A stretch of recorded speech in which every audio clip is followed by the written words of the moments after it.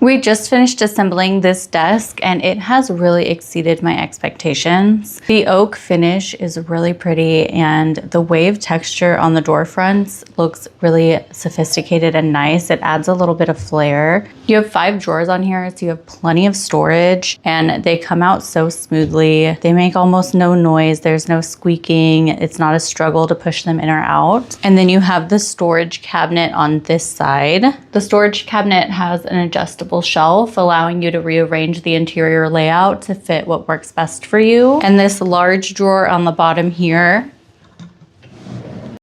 is going to have your file cabinet connections so that you can organize files in there. The top of the desk has an outlet built in with 3 outlets, 1 USB-A port and a USB-C port. So you can have everything plugged in right on top instead of having to fish around behind the desk for your cords. It's going to come in 2 boxes and assembly is very simple. It is a little bit of a longer process just because there's so many pieces, but the instructions were very easy to follow and it went together very smoothly. Here's a look at everything all laid out. This is box number 1. Inside this box, you have a smaller box that is going to have all your hardware pieces. The long, skinnier box is going to have the desktop and some of the smaller pieces for the drawers. Here's a look at that second box all laid out. Everything came packaged very well protected and nothing was damaged. The assembly process starts with assembling the 2 side drawer units, which could also be considered the 2 legs.